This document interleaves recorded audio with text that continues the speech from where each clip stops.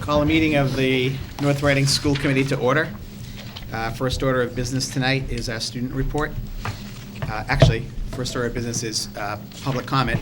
If anybody has a public comment not related to something on the agenda and would like to be heard, except for Mr. Delaney, please. We want to keep this meeting civil. Exactly. Please be known, and I'll recognize you. Okay.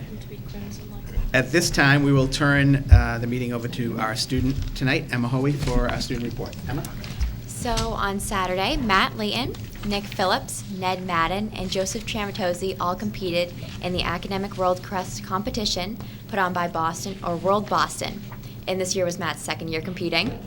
The boys lacrosse, they lost to Mascomet Regional on Saturday, and the girls lost to Linfield last week, but they won 18-0 against Malden also.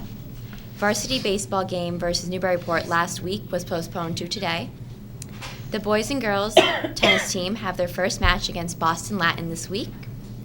The girls track won versus Masco, but the boys did lose. Emily Murray and Cole Godzinski were named All-Star Track Athletes by the Eagle Tribune. A guest speaker is coming tomorrow for juniors and seniors at the high school, and they were brought in by the Parents Association. The Rotary Ryla meeting is this Wednesday night, and it is for Jackie Lanzaro, Matthew Stead, Tyler Sansbury, and Michaela Sweeney, who are attending the overnight May 31st to June 1st this year. Last Thursday, Student Council held a Mr. NRHS competition at school, and senior Ryan Sanborn won. The NEMASC Student Council Spring Conference is on April 17th. Friday is a day of silence to stand up against bullying, sponsored by the Gay Straight Alliance at the high school. The AP pre-administration exams are this week for sophomores, juniors, and seniors, all taking AP courses. Junior prom is this Friday at the Hillview Country Club, and the Grand March is at 7 p.m. ACT exams are on that Saturday. And the art show Young at Art was this Friday. Junior Caitlin Scher won third, and sophomore Jackson Hastings won second. For my piece of student work, I brought in a chemistry lab. It's called an activity series lab, where we determined which metals were the most reactive through chemical reactions, and it was graded with our Common Core rubric. It says nice cover on it, just so you know. Anybody have any questions for Emma? Thank you. Emma, I don't know if I ask you this. I usually ask all the students, especially the ones that are coming back next year. I'm assuming the anticipation is building for the new school. Oh, definitely. It looks so nice. I'm very excited to go there. And you'll have 2 years or 1? 2 years. So you're lucky. I am. Very lucky. You can't get enough school in North Reading. That's what I always say. Any other questions, comments? Okay. Thanks, Emma. Thank you. We pick this up at the end. Okay, next we're going to open our public hearing for the 2015 fiscal year budget. And before we do that, I'm just going to, Superintendent Willis is going to say a few words. Then Michael Connolly, Director of Finance and Operations, will provide a presentation. Then we'll have a brief statement from administrators, one representing elementary school, one representing the middle school, one representing the high school. As you can see, we have a host of administrative celebrita at our front tables tonight. And then we will have questions from the school committee, and then we will open it up to questions and comments from the audience. So with that, I'll turn it over to Kathy. Thank you, Mr. Chair. I'd like to thank all of the members of the Administrative Council that are here this evening, including Wayne Hardacre, our Supervisor of Building and Grounds. I think it's very important that they're part of this process, and they're here tonight to be able to present some information to you as well as answer questions that may be directed to them. As you know, the development of a school district budget is a deliberative process, and it's a process that begins in the fall, and it culminates at town meeting in June. And during that process, we as administrators are faced with budget forecasting both at the local and the state level, and to use our best understanding of what that may be as we put together a budget that we think will serve the students of North Reading.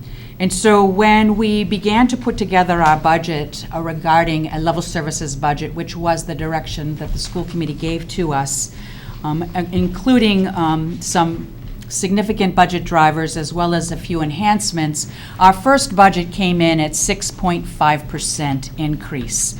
And as we had conversations with school committee members, it became clear that they were looking for a budget that was a modified level services budget. And so in doing what we were directed to do regarding taking a look at how could we come in with a budget that was less than 6.5, we arrived at a preliminary budget of 4.9% increase that was presented to the school committee at their March 10th meeting. On March 20th, the school committee engaged in a budget workshop to take a look at what were the available revenues from the town, what were the available revenues that were anticipated by the state, and then to take a look at what were the needs of the school district and how could we potentially close a budget gap. So they took a look at a list of items that had been developed by the administrative council that could be considered in doing so. I'm not going to say that it was an easy process. We have had to make some reductions to some positions that we currently have and some services. Michael Connolly, our Director of Finance and Operation, is going to provide much more detail to you. I don't want to take away the information that he's going to present, but I just wanted to provide a context as to how we arrived at tonight's presentation for the budget hearing, representing a 4.3% increase over FY14 to arrive at an FY15 preliminary budget. So at this point in time, I'd like to turn it over to Michael Connolly. Thank you very much. So this evening, I'm going to start by just going through an overview of the topics and items we wish to cover during tonight's budget hearing. And first and foremost, I'm going to go through the budget drivers that really drove our FY15 preliminary budget that Superintendent Willis just spoke to. I'm going to go through some highlights of our preliminary budget proposal that was presented on March 10th. I'm going to review the most up-to-date revenue plan by the finance planning team and present what our current budget gap is based on what our preliminary budget proposal has been, the 4.9% budget proposal. I'm going to present our plan to close the gap that we have worked with the administrative council and administrative team to identify certain reductions or plans to come in with a balanced budget. I'm going to talk about the next steps in the process, and then there will be an opportunity for the budget leaders and the principals and the directors to provide further context and commentary on their specific budgets. And then, of course, we'll open it up to questions from certainly the school committee and the public. So first I wanted to start and kind of do a little overview of really the funding sources that go into a school budget. And this is the breakdown of our FY15 budget proposal. And certainly, the largest revenue source is local property taxes. And that makes up over 70% of our revenue that's creating a school and town budget. State aid in the form of local aid in Chapter 70 is about 14.1%. Local receipts are just about between 9 and 10%. And then we have our revolving accounts between our user fees that we charge and our federal and state grants that are making up just about 6% of our available revenue. I think what this kind of talks about, one thing I want to touch upon is really the structural challenge in school finance and school funding. When you have property taxes that are capped at 2.5%, and when local receipts and state aid, which have been relatively flat, certainly in the last few fiscal years, it creates a situation where revenues are not keeping up with fixed cost increases. And certainly fixed costs are those costs for benefits, health insurance, retirement costs, general liability insurance costs. And this fiscal year, as we've kind of worked with the finance planning team to create both the school and town budget, it was evident that fixed costs were growing at a rate between 6 and 7%, whereas our revenue sources depicted on this pie chart are growing at between 2.5% and 3%. So it certainly presents the structural problem that creates a challenge when we come to the school and town budgets. These are our 5 major budget drivers that we've been speaking about over the last several weeks. They're certainly not the only things going into our FY15 budget proposal, but they are the major 5 budget drivers that are really driving our FY15 budget. And first and foremost, we have our special education services, which are certainly very much driven by our state mandates. Our special education costs now account for about 27% of our general fund budget. In prior years, this was closer to about 20.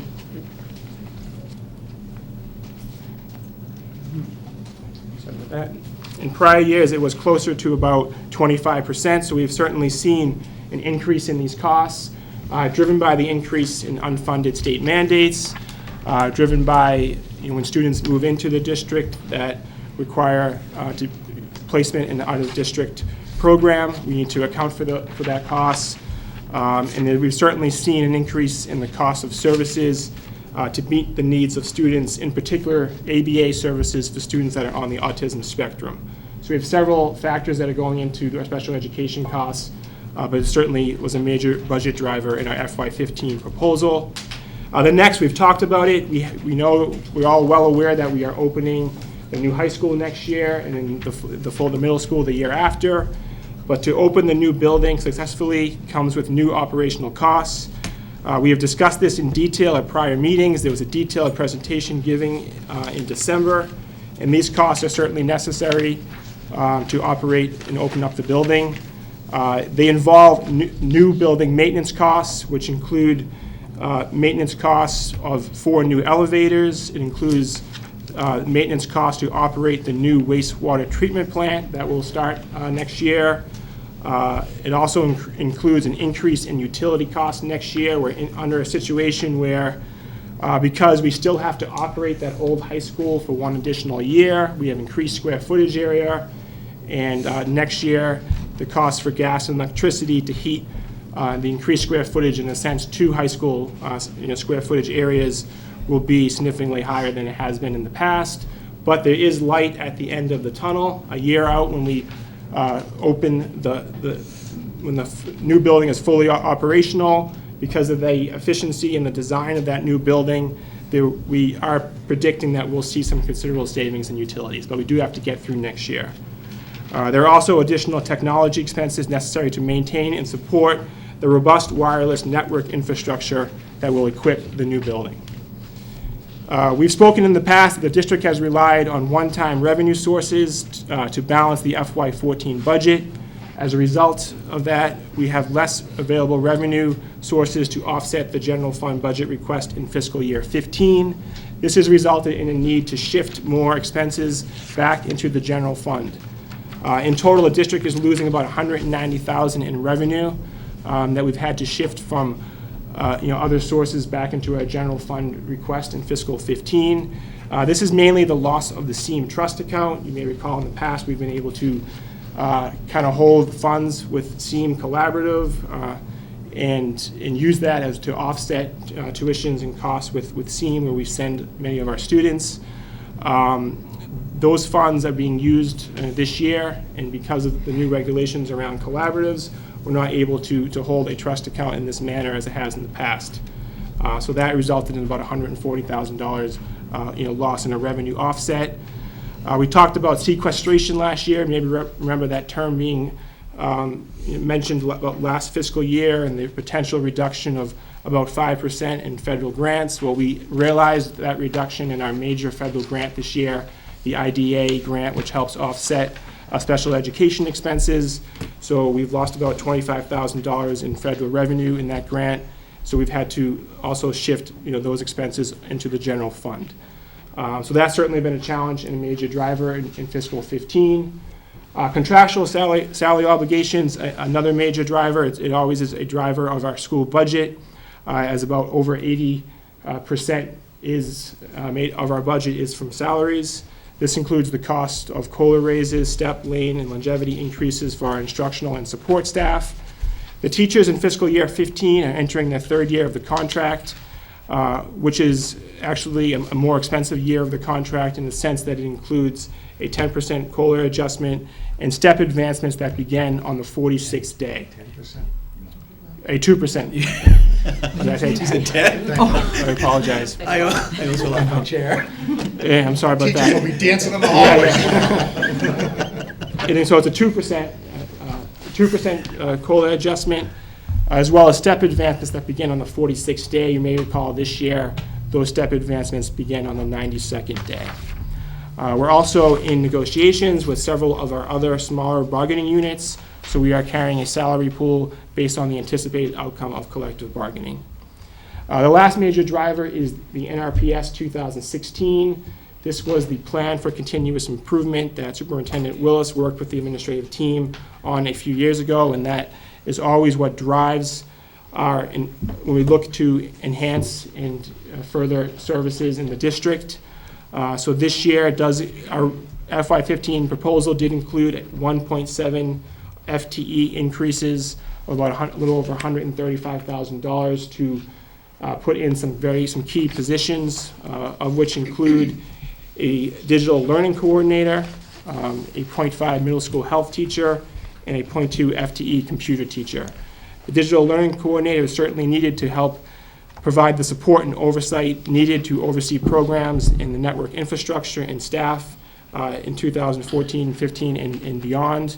The 0.5 FTE health teacher at the middle school will allow for a dedicated full-time health teacher to address the increased social, emotional, and physical needs of the students. The 0.2 computer teacher is necessary to provide the middle school, all students in the middle school, access. Excuse me.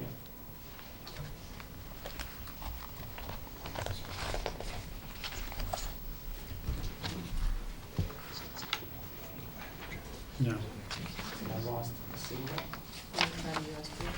See, Jerry just whispered to me, if we still had the overheads with the things that you wrote on with the markers, this wouldn't happen. Abacus to add up the budget. Exactly. Who? Jerry has an abacus, yeah.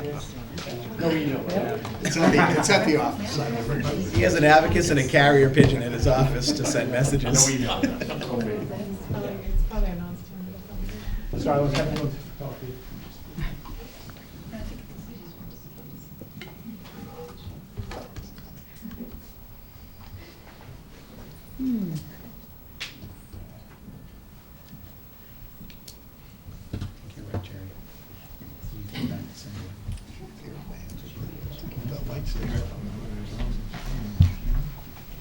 We have enough these to pass out to everybody. Mike, we have enough these to pass out to you. Yeah, I think everyone has. Everyone has these? Yeah. I'm gonna just go through it without that. Go through it.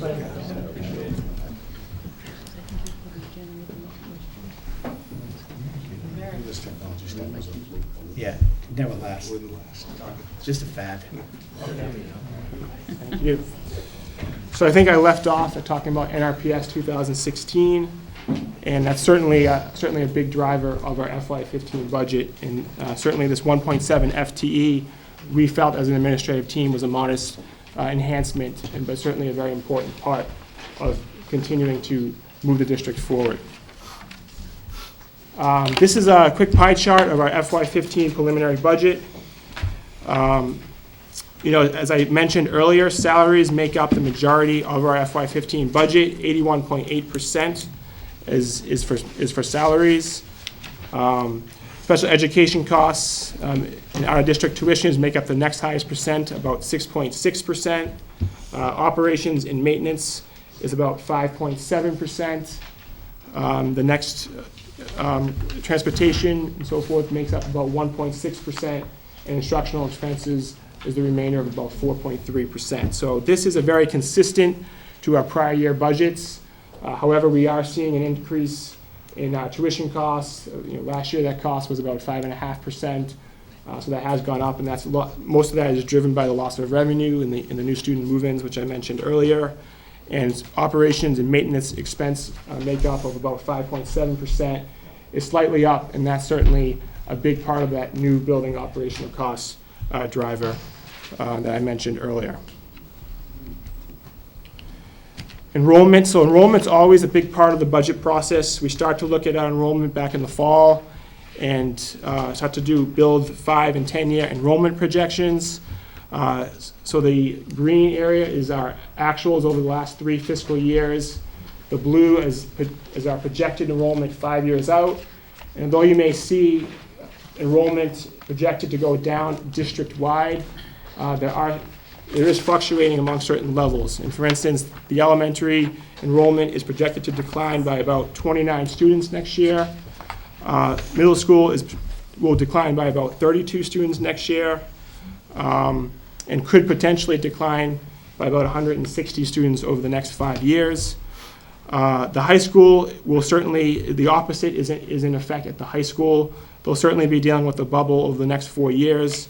Enrollment is expected to go from 756 to potentially 795 next year, which could be an increase of 39 students.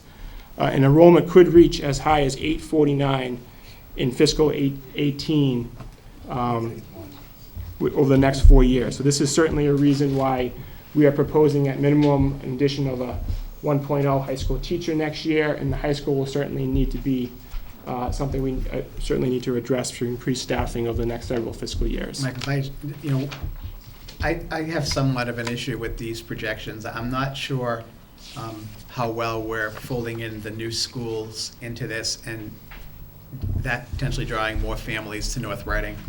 And it's probably going to go down, but it wouldn't surprise me if it doesn't go down as much as these projections Right. show. I think certainly with the new building and a lot of factors at play, we're seeing building permits pick up in town. I think the projections are certainly could change, and this is a process that we go through each year to take in all the new information. But we're certainly seeing the trend that survival ratio that we look at between certainly the 5th grade level into the 6th grade level, and certainly the 8th grade level into the 9th grade level. That trend is certainly changing, and I think that has a lot to do with the new building. So I don't certainly expect, although at the moment, 5 years out, a decline at the middle school. I think that's as we get more data over the next couple of years, that trend's going to change. And certainly with the real estate market picking up and building permits starting to pick up in town, I think these are certainly numbers will change, and they change on a year-by-year basis. That's why it's so important to do these each year. So that being said, enrollment, the fact that it's always a major driver of our budget and something that we have to look at each year, we always start the process by looking at what certain enrollment-driven adjustments can we make. So our 4.9% preliminary budget proposal did include some enrollment-driven adjustments to staffing. It included a reduction of 3.1 FTE classroom teachers throughout the system. It certainly included a reduction of 6.7 FTE in paraprofessionals, and that was by looking at programs and enrollment and caseloads in our programs, as well as transitioning of programs amongst levels. And then it did include an addition of a 1.0 FTE classroom teacher. So this was our preliminary proposal. I will say later on, in a slide a little bit later on, we've identified some changes to this and are actually restoring some positions, because there was certainly one area reduction of classroom teachers that would have increased class size above guideline. But unfortunately, one change I'll present this evening from our original proposal in a slide a little bit later on would restore a 1.0 FTE position to help maintain the class sizes within guideline. So that led us to really working hard with the finance planning team over the last several weeks, and we had that budget workshop on March 20th, and this has a number that's been changing almost daily over the last 2 weeks. And I think the hard work of the finance planning team has had a lot to do with minimizing and reducing this gap to get it to where it is today. At one point when I presented on March 10th, that budget gap was a little over $500,000. So we are actually pleased to see this gap where it is today. It certainly still presents a challenge and to try to balance the budget, but we certainly think a lot of hard work has been done to get the gap to $168,014. So our preliminary budget proposal stood at a little over $26 $0.8 million at the 4.9%. Based on the most recent town revenue plan, the available funds would allow for a $26,724,015 budget, which is a 4.3% increase, and the gap is a little over $168,000. So now this slide talks about some of the changes of our original FY15 budget proposal that have been proposed and have been discussed with the administrative team, discussed with the school committee at the budget workshop. And this is essentially some steps that we would take to balance the budget and bring our FY15 school budget in guideline. It would include an additional 0.7 FTE classroom teacher reduction. I will say enrollment is certainly another factor in looking at that. Part of that 0.7 FTE classroom teacher is looking at kindergarten registration numbers and enrollment in the half-day program. It does look like, based on the enrollment numbers, we'll be down one section. So that's a lot of what's behind that additional reduction. It does include a plan to reduce a paraprofessional by another 0.5 FTE. I did mention earlier in the presentation as part of our NRPS 2016 initiative, and we were hoping to put forward the digital learning coordinator, a very much needed position. This plan would still move forward with an NRPS 2016 initiative, but it would switch gears a little bit and look to hire a digital learning specialist, and that identified about $40,000 in savings. We currently have 2 digital learning specialists. NRPS 2016, the ultimate plan would bring 4. We have a total of 4 specialists, so this plan would bring 1 addition to that. We have 1 that's shared between the 3 elementary schools currently, and 1 that's shared between the middle school and high school. So it would certainly help, move that initiative forward in terms of integrating technology into the classroom. I talked about it earlier, but because we've worked so hard at reducing the gap, we had a high priority was to restore a 1.0 FTE classroom teacher. That's at the elementary level to help keep class sizes consistent and compatible throughout the system. So we're certainly pleased that it looks like we'll be able to do that, and we have a plan in here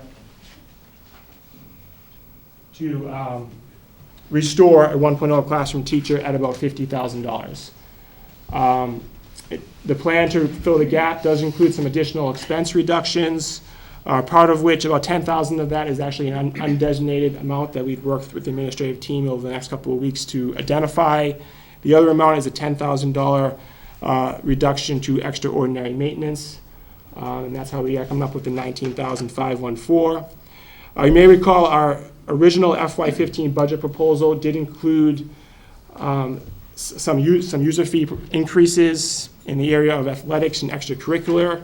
So I'm actually pleased to announce that we would actually plan to not institute those user fee increases, and we would keep them the same. That was to increase the third sport at the athletic, at the high school level from 100 to 200, and the extracurricular at the middle school and high school from 125 to 175. So that's been removed from our budget proposal, and that's how we would go about to balance the budget.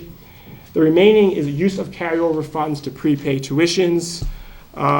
We certainly took a conservative spending approach this year as we approached the budget process. In January, we actually met with the administrative team, and we froze the budget at that time for non-essential purchases. So I certainly appreciate their cooperation, and it was an effort that was done in large part because we were beginning to realize how challenging the budget process in fiscal 15 was going to be. So our projections in fiscal 14 indicate that we would be able to have $135,000 to prepay tuitions and help offset the special education outside placement costs. So these changes here would bring our budget from our 4.9% original request down within guideline, within the 4.3% guideline budget. I just want to reemphasize the user fee proposal changes, just so everyone's aware. I just talked about it, but I just wanted to have a slide on it that proposal to increase the athletic third sport fee and the increase in the extracurricular fee has been eliminated. The proposal to balance the budget would eliminate those increases. And I do want to remind everyone that we also included an increase in our busing fee in that original 4.9% proposal by about $50, from $250 to $300. That would generate an additional $40,000 in revenue and help to cover the full cost of that optional busing program for students that opt to participate that don't qualify by distance. And that proposal, that increase is the one user fee increase that still remains in our budget proposal. I want to just touch upon our efforts at cost containment. In what, school expense budgets, I think you'll hear from the principals and the directors in a moment, but it should not go unrecognized that this is a budget that's built on some expense account reductions between 5 and 10%, and they are expense accounts that have been level funded over the last several fiscal years. We certainly work to purchase from state bid lists and do our procurement to minimize the cost for supplies and materials whenever possible. We certainly work hard, and Mr. Hardiker does a great job at modulating boilers and setting occupancy schedules to control our operational costs.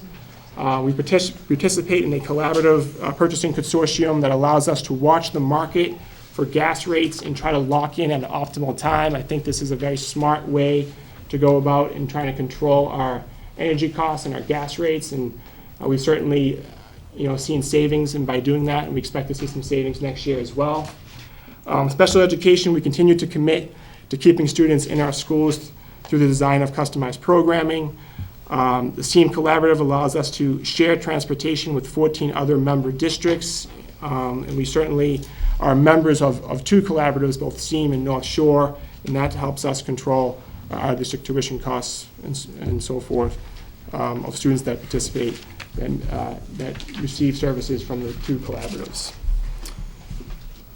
So my last slide here is just a discussion on next steps. So we will certainly continue to have ongoing discussions with the finance planning team about available revenues. And I want to take this opportunity to publicly thank the efforts of the finance planning team, in particular Bob Masseri, Sean Delaney, the town finance director, the town administrator, finance committee members Abby Hurlbert and Dan Pulver. Certainly their continued effort and support of the school over the last several weeks to help reduce the school budget gap has been greatly appreciated. And for me personally, being my first year in North Reading, I think it's been a great experience working with members of the finance planning team in my first budget here in North Reading. I believe it's a great model and it leads to a very collaborative effort on the part of both the schools and town officials. So we will continue to work together over the next several weeks and try to look at all available revenues. We will present to the Finance Committee on April 10th, that's this Thursday. The school committee's scheduled vote on the budget is April 28th. The town meeting vote is on June 2nd. We will continue to await state budget action, so the state is kind of moving through the House and the Senate. So we'll continue to look for any changes that could impact the revenue plan, and then we'll continue to open the floor up to discussion and input on our FY15 budget. So with that being said, I think we'll turn it over. Thanks, Michael. So what we'll do at this point is we'll have administrators representing each level, and I believe Patrick also will make a brief statement discussing the ramifications and the impact of this budget. So if you're over here, you can probably just, if you want to just sit there and you can move the mic, if that's easiest, and then Patrick over here, you can stand up because you don't have a microphone. Oh yeah, we have that microphone there, actually. Okay.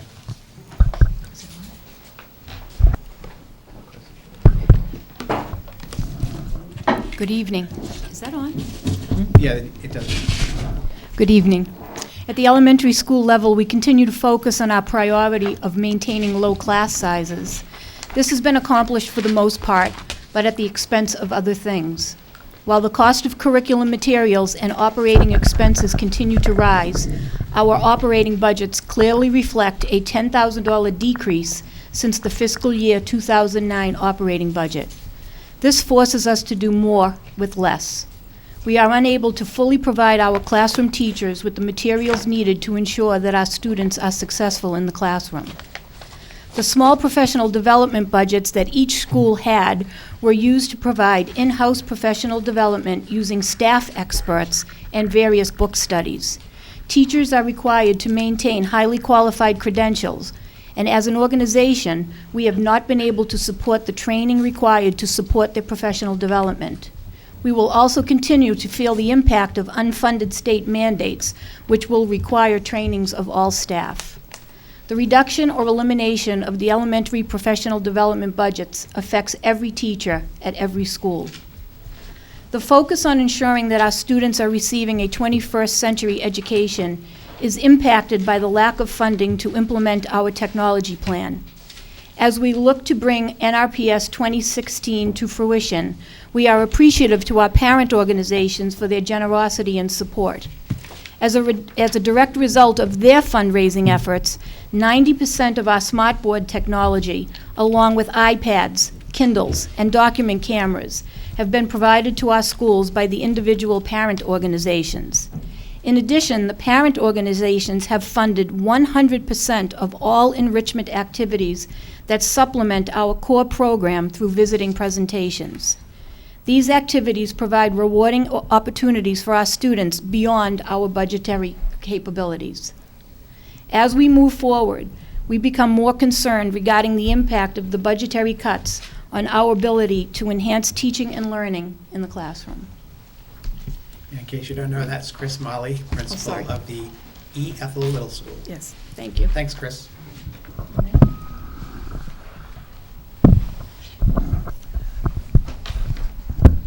Good evening. Kathy O'Connell, principal of the middle school. Since I've started, my operating budget has been either level funded or reduced.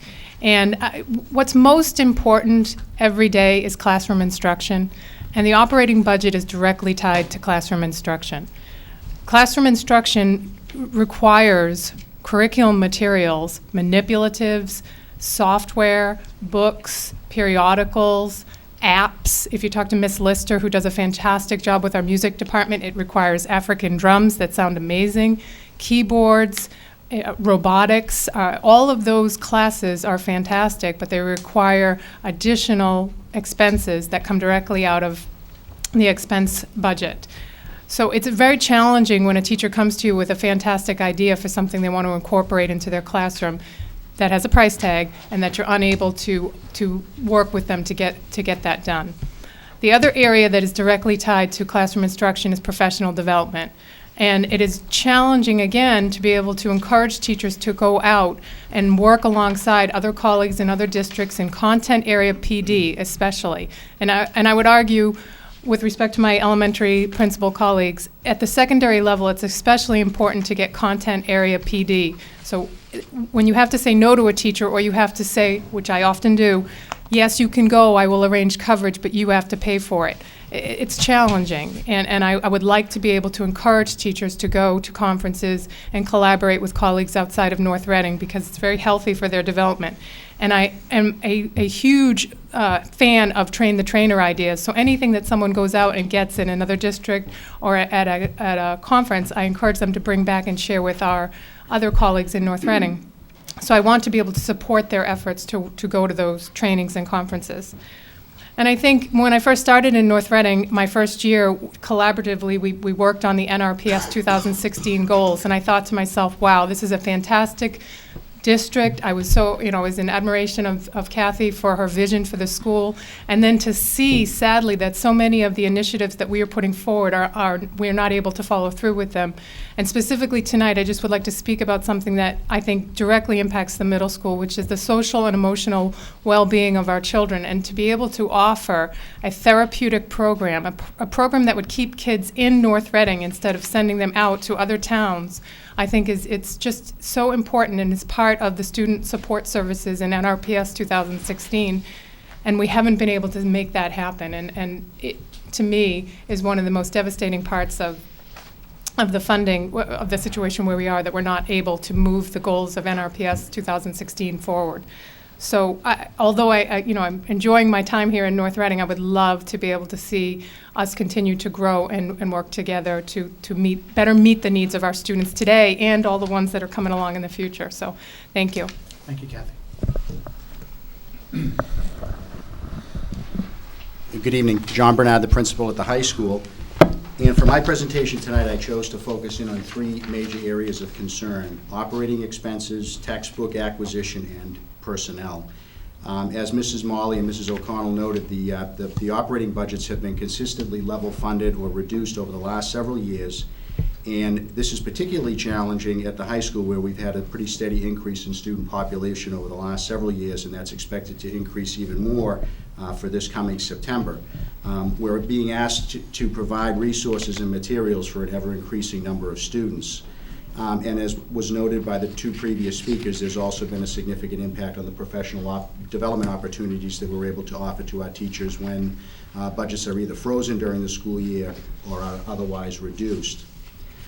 This year, for fiscal year 15, I had originally come in with a textbook acquisition figure of $49,000 to serve two purposes, one of which was to ensure that every incoming 9th grade student would have a textbook for the required courses that he or she would be taking, and also to upgrade textbook editions, some of which are as old as 11 years. That was not able to happen, so consequently we've had to shelve $29,000 in requests and maintain another year's worth of textbooks that are becoming increasingly outdated. And we've had to look within our reduced operating budget for fiscal year 2015 to find the $20,000 within the operating budget to ensure that every incoming 9th grade student will have a textbook for every course that he or she will take. That is a very high priority for us, but unfortunately it means that we have to reduce in other important areas within the operating budget. And lastly, with respect to personnel, as Mr. Connolly noted, there is included in the budget proposal to you the addition of a 1.0 full-time equivalent teacher at the high school to address the increasing population. Right now, as was stated earlier, the population at the high school is 756. I'm projecting that the population will be at or near 800 students in the fall. That's a significant increase for us, and it requires teachers to be able to maintain reasonable class sizes. While 1.0 full-time equivalent teacher does not seem like an awful lot, I mean, while I would rather have more, I do feel as though we will be able to maintain class sizes at the high school that are fairly reasonable, but that will be excessive in some cases, and we may be confronted with not running elective courses that we have been running in the past. I think in this area, it's probably more important that we are highlighting the need as it comes into fiscal year 2016. I know we're trying to get through the fiscal year 2015 budget, but the 1.0 teacher is certainly something that's valued and is appreciated, but I do think we have to remain cognizant that the increase in the student population at the high school is significant. And if we are looking to continue to offer the kind of educational program that we have been offering, it's going to have to be addressed through some additional staffing, both in the classroom, in the guidance department, and in special education. Thanks, John. Thank you. Patrick? Thank you. Patrick Daly, Director of Academic Services. I'd like to echo what the principals have been saying tonight. Some of these cuts that we're discussing are already built into where we are today. So just to speak to professional development, the school-based cuts and some of the cuts at district level are already included, but an additional $15,000 would really be devastating to the needs of our district to provide high-quality professional development for our educators.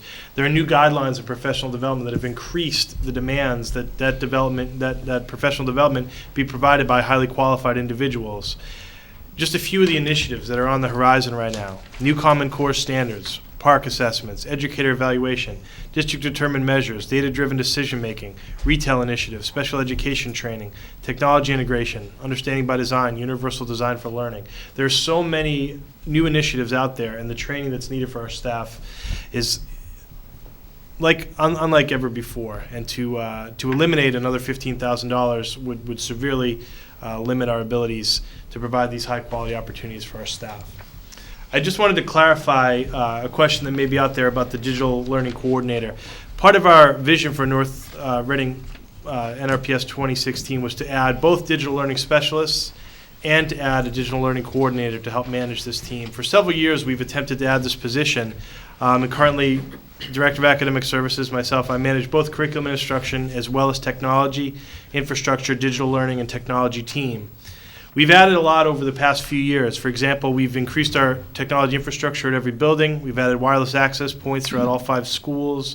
We've completely wireless accommodations at the new building.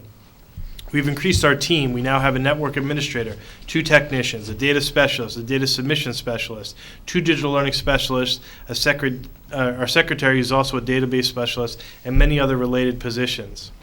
We've increased our hardware and our software in the district. We've introduced over 200 iPads, 100 Chromebooks, new laptops, desktops, new apps, new software.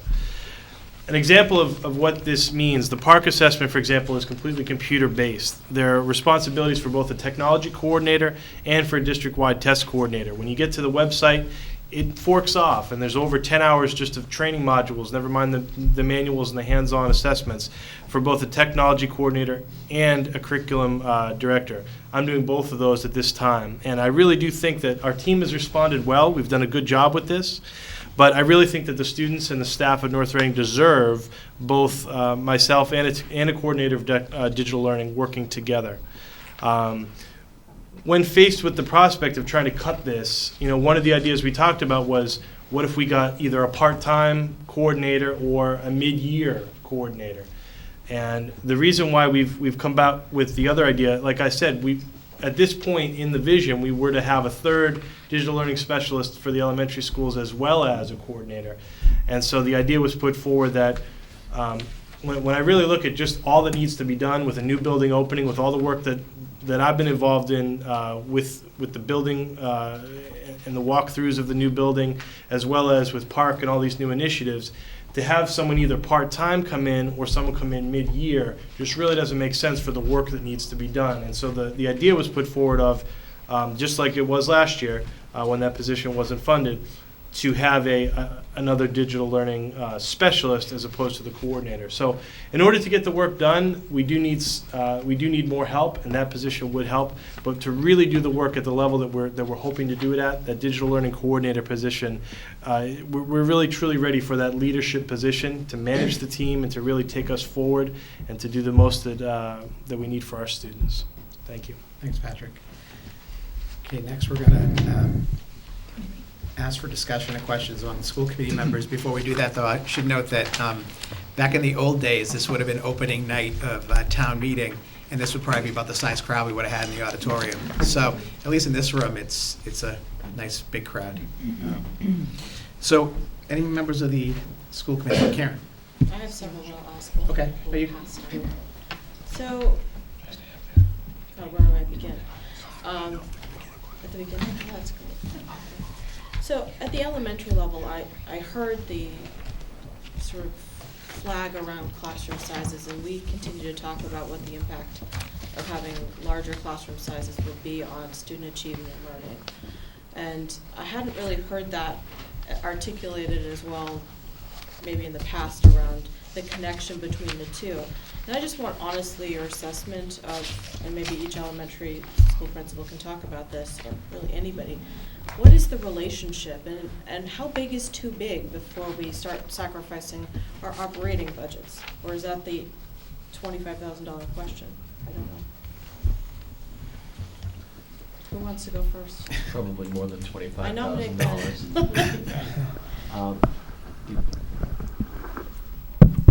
Things that we've learned with the class size, you have all the research that goes along. I think that North Reading, the district, with the support of the administration, the school committee, the finance planning team, we've done an amazing job maintaining healthy class sizes. From the feedback we get from classroom teachers and the work that we do, we know how important that is. So every year at budget time, when we are looking at what do we give up before you give a classroom teacher, I don't think we've hit that breaking point yet where we've said it's time to cut a classroom teacher and make that work. Once again, it goes to the generosity of our teachers, who spend a lot of their own money on materials that they really want to get into their own classrooms.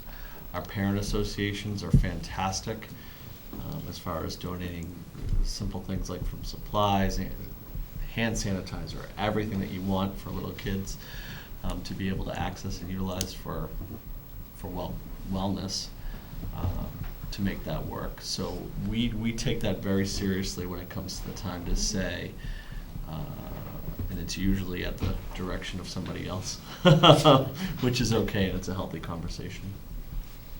No, I couldn't agree more with Mr. Colleen. I think when we have our discussions, I really appreciate that we have the same perspective on it, that teaching and learning is most impacted by a teacher in a small class size. Adequate class sizes are good, but you can't replace having a smaller class size with a student and a teacher. It goes down to common ratios of time and ability to provide individualized instruction to those students as needed. And I think in the inclusionary environment where we need to meet the needs of all learners, larger class sizes are not, it's difficult for a teacher to manage a large class size when they look at every student as an individual and they meet their needs. They give every kid what they need. And obviously, it's not rocket science. The larger the classes, the harder it is to do that. And they do an excellent job, with what they have. But we've done a good job of keeping the class sizes, at a good size. Any larger, it would be difficult for them to meet the needs of the individual learners.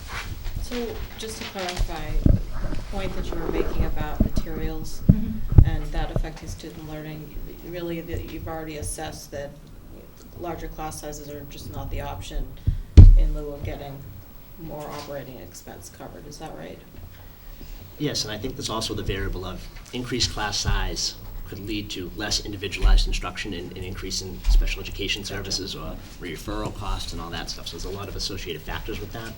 But I do think that the class size is our number one variable as a discussion point. Okay, just wanted to clarify that. I have others, but go ahead. Anyone else? Jerry?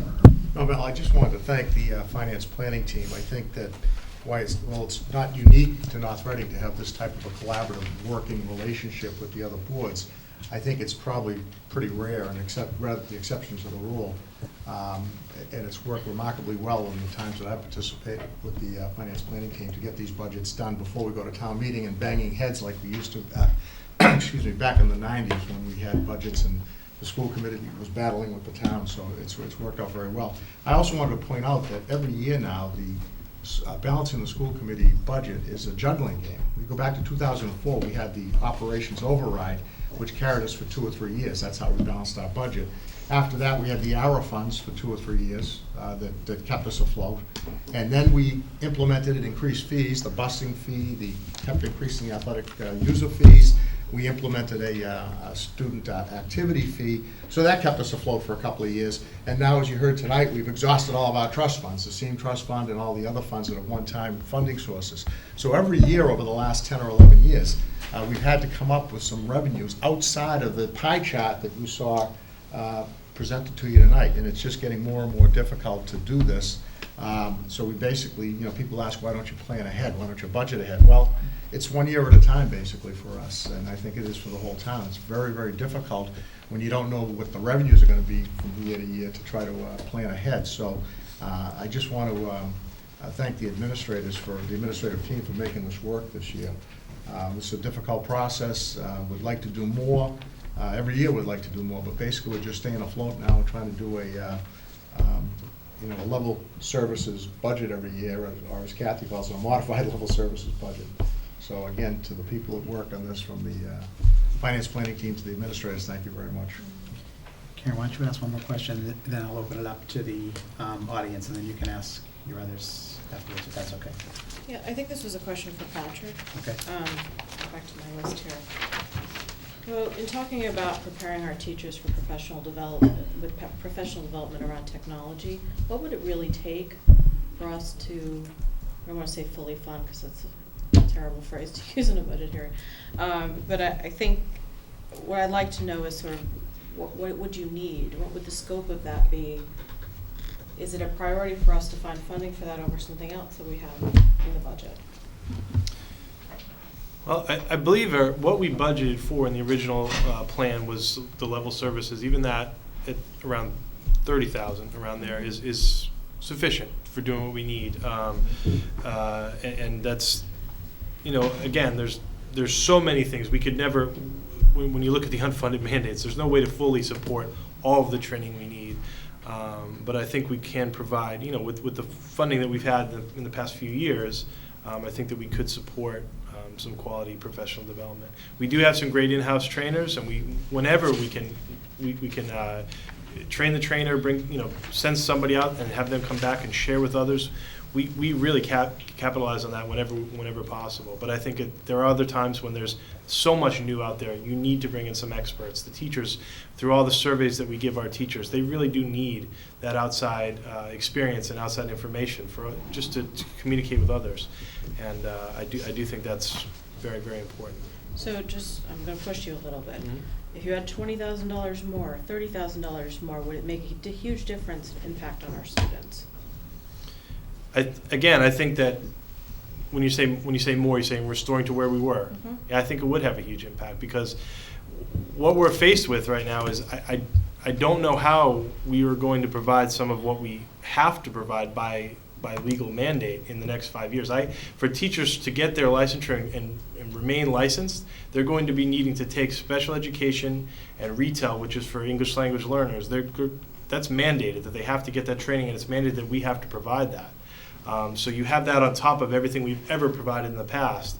Now, Patrick, can you explain, so that's absolutely. every teacher in the district, Yep. in our district, Yep. has to take that course, or that training? Not a course. Training. There's Right. many facets to this, but there's within a 5-year cycle for relicensure, they're going to need to take 15 hours worth of training. So we're Rather going to need than to just the provide that. teachers who deal with, what do we have, 7 students, Yes. 9 students? Every teacher in the district has to take that. And this is It's true. I'll hold my punches here. This is the idiocy we deal with on a state and federal level. That's pulling How your is that punches. holding Yeah. your punches? I'm glad you pulled it. It's the idiocy that we deal with. Every teacher has to be trained. We have 7 or 9 students that are English language learners in this district. You explain the logic of that to me. You can't.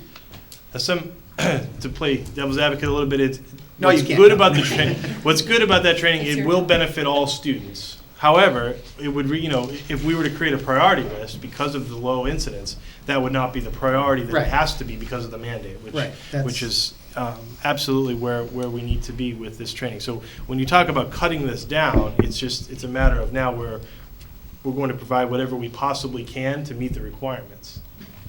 So, I was just going to, could I respond, Mr. Yes. Chair, as well? I'd like to respond to Mrs. Arrichetti's question in a little more detail. We've become very accustomed to put together a very frugal approach to providing professional development. We do follow a train-the-trainer model, and Dr. Daly is not telling you this, but he has assumed the role of learning much of what we need to do in order to train people regarding these unfunded mandates. So he has personally taken on that role to provide professional development to us and to our educators, particularly around educator evaluation.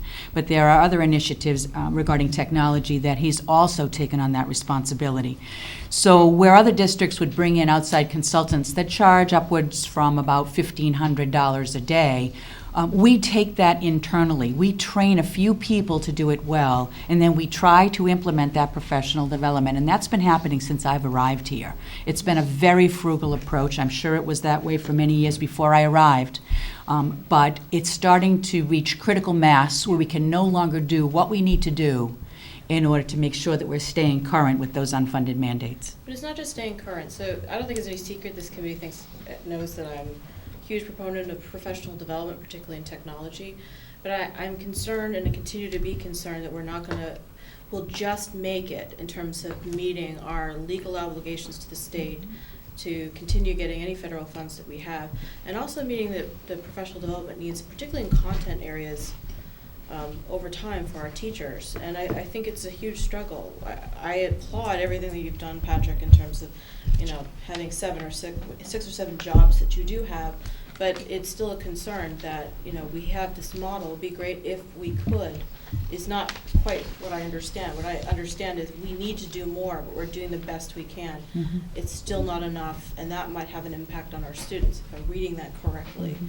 And that's our job as a school committee, to ensure that we build a budget around that student learning and making sure that we meet the needs of all of our students equitably, as well as meeting our requirements at the state level. So I'm saying this to the committee, I'm still worried about this, and I know we're all worried about different things, but that's one of my red flags. Okay. So before I open, I just want to make a few comments. I want to echo Jerry's comments about the finance planning team. I don't think there are many other towns or communities that have the cooperation that we have in this town. And it's never easy putting a budget together, but it makes it much easier having the finance planning team. We spend more than $1 million a year that comes from fees and tuitions paid by kindergarten and preschool students in this town. On top of that, I think Chris Molly mentioned the parent associations.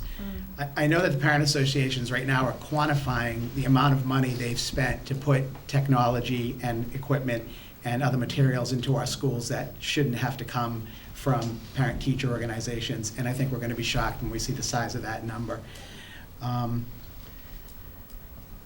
The biggest challenge I think we have going forward, there are a lot of challenges, is the high school enrollment for at least the next 4 or 5 years. And it's a huge disconnect because you look and you see our enrollment going down and you say, well, why can't you just get rid of teachers at the elementary and middle school and add them at the high school?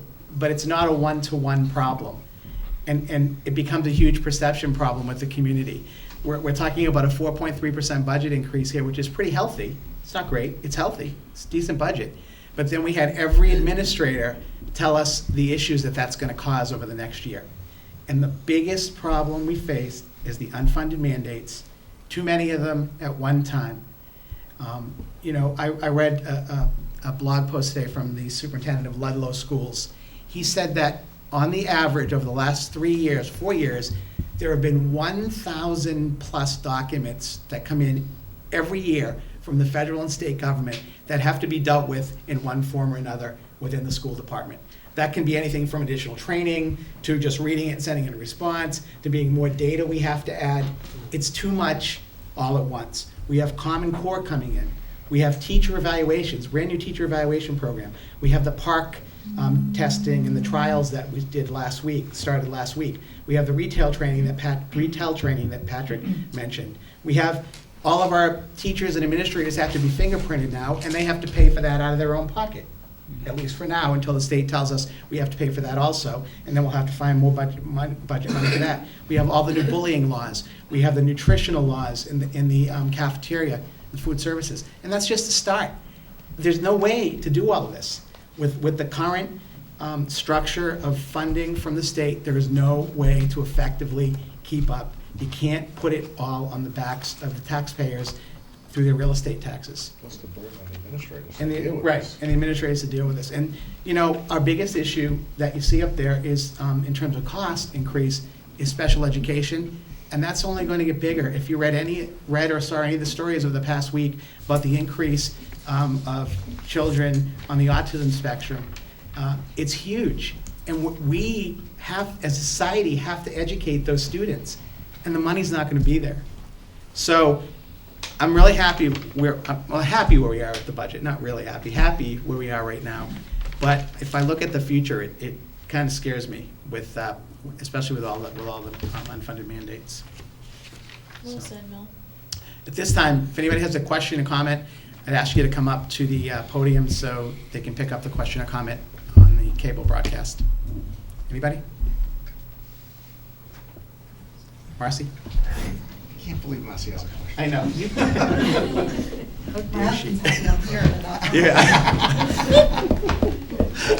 I'm not even going to comment on that. Yeah, good. Marcy Bailey, 21 Duane Drive. First, I want to thank the administration, the school administration, all the administrators, the school committee, the Board of Selectmen, Finance Committee, Town Administrator, Finance Director, for really working together cooperatively to come to town meeting with a budget that you all can stand behind, and then hopefully we all as citizens can stand behind. I hear how difficult it's getting every year I watch, and I worry about the next year, because I just know you're pecking away at the one-time funds, and the unfunded mandates are coming faster than you can deal with them. The one thing, though, that I do hear that maybe Mr. Bernard can address, and maybe we can think together creative of how to address the enrollment increase at the high school. And when I hear him say that personnel is an issue, I heard the elementary teachers say that class size is right now in control at the elementary school. It's quickly going to get out of control if it's not already in some sections at the high school. And when I hear that electives are being cut, in talking to Ms. Bernard, and there are 2 other parents here tonight who are members of the high school council with me, and we've listened to each teacher in each department come in and state their needs, and heard Mr. Bernard state what he perceives his needs to be, and I believe really every one of them. To hear that elective courses or non-core courses, but in STEM, in science, we're not talking only about sculpture, which is very important for many students, but also science, technology, biochemistry, important for college admissions, important for careers in the 21st century. A senior next year, to cut an elective when you don't have a teacher, maybe teach a biochemistry or an upper level math class or an upper level ELA class. A student who's going to be a senior next year does not get the opportunity to take that class again before college. A student who's a junior may not have the opportunity to take a prerequisite for something, that comes the following year. And what I see in here is what happened several years ago in elementary music. When it was cut, we went to 4.5 days, it was cut, and it took us years to get a robust music program back. And I'm so proud that we have one now. And I think it benefits the students greatly. I'd hate to see that same thing happen at the high school, where a whole generation of high school students miss courses that are important, and important for their careers, for what their career choices may be, for college admission. So I think we really have to think together how to avoid those cuts. If there's any way to get, another position at the high school, if there's a way to use the new distance learning lab to offer students to go in and maybe take a biochemistry course at a community college remotely, something like that. But having those non-core courses and having a whole generation of students, a generation being 4 years or less, miss out on that, is just something that I think that we can't afford as a town And to John, do. before you address that. Thank you. I know you don't have specific enrollments of every class at the high school, but I know there are some problem areas, or I guess hot areas, in terms of having too many students. So could you kind of address the question in general, and then maybe talk about some of the specific areas where we could really use some additional staff? I actually do have those specific enrollments with me. Okay, good. Thank you, Mrs. Bailey, for the question. I think the overall master schedule at the high school is we're at a point right now in the school year where it's changing daily, because we're enrolling students in classes for next year. And so we're constantly watching where they are seeking to enroll, and we've adopted the philosophy that we every course is scheduled to run right now for next year, and we let students elect those classes, and then we make the decisions about what classes will run for the fall. Sometime in the late spring, early summer, when we look at what those numbers of enrollments, what the numbers are in those different classes, and what the teaching staff availability is, and then we make the decision on whether or not classes might run. One of the things that I've been the most proud of as the principal since 2003 is that we've added a number of courses at the high school. I think the total right now is 41, and we're adding a couple more next year. And we've done that because we've adopted a philosophy that we believed as a school and as a school district that the broader the course offerings and the more rigorous the course offerings were, that we were better preparing our students for when they left high school. In order to do that at the level that we have done it for the last several years, teachers have absorbed what I would label as larger than desired average class sizes. So just to give you an example, if I could,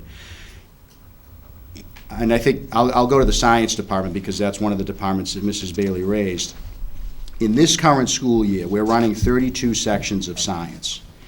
And I think if you asked any of us at the high school, we would tell you that we believe that the optimum number for a science class would be 24 students. So of the 32 sections that we're currently running, 18 of them have 25 or more students, and 10 of them have 28 or more students.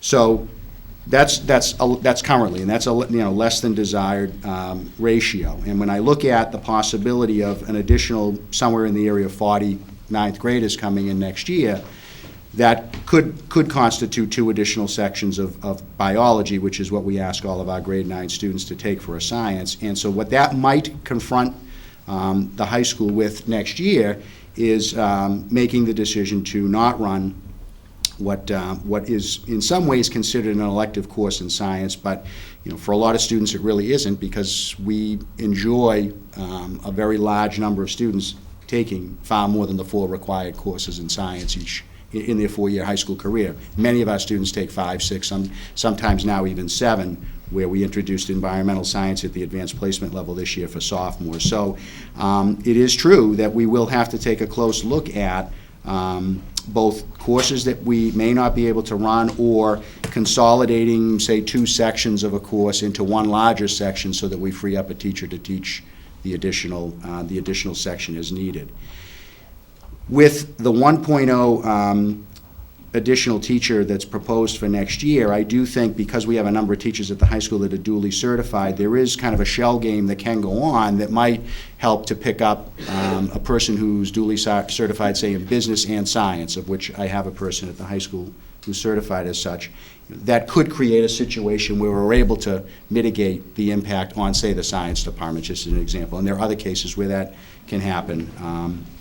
But I think that the truth of the matter is, as I looked at the data that I have on class sizes currently, it's higher than we would want to be, but to the credit of the teachers, they're willing to absorb those larger class sizes because they understand the value of the elective courses that we offer to the students. And so, but you reach a point where I have to make the difficult decision of saying, okay, as we get closer and closer to 28, 29, 30 students, it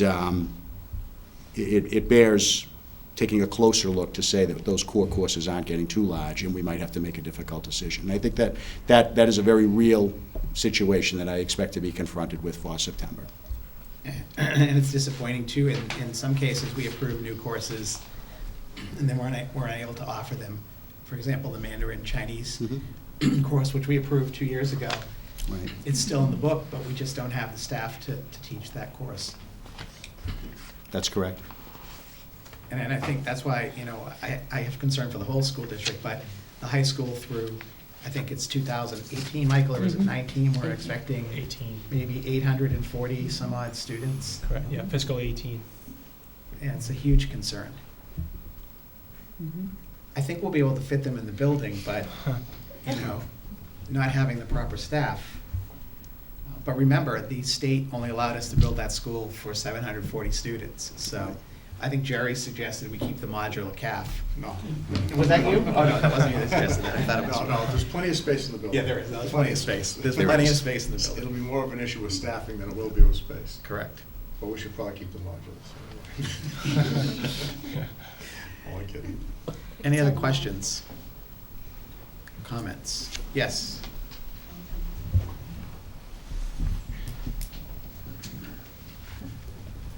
Hi, Elizabeth Ryman, 1 Williams Road. I'm also serve as the Vice President of the Batch Parent Organization. I've listened to them talk about your expense reductions and the operating impact.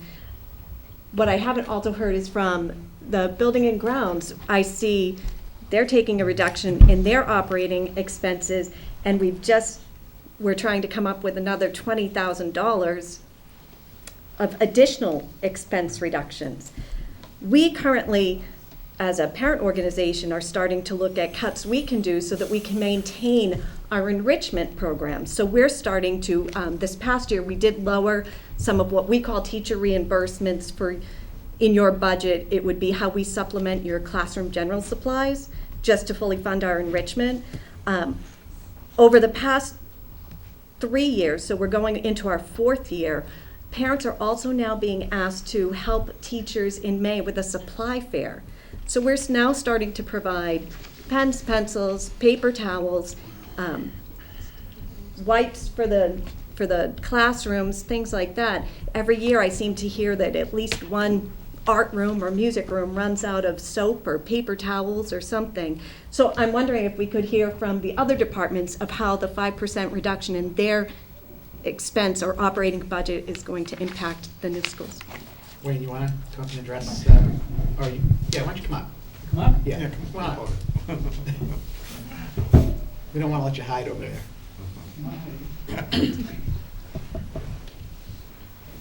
Thank you, nice to be here. For a presentation, actually, there's no presentation at all, but I think all of our principals would probably agree that when they come in on Monday morning, their schools are probably pretty chilly. We run a pretty tight operation with very, I would say, limited staff. We don't have excessive staff. We were 21, now we're down to 20. We have two halves. We've actually lost one slow down. We have 20 employees.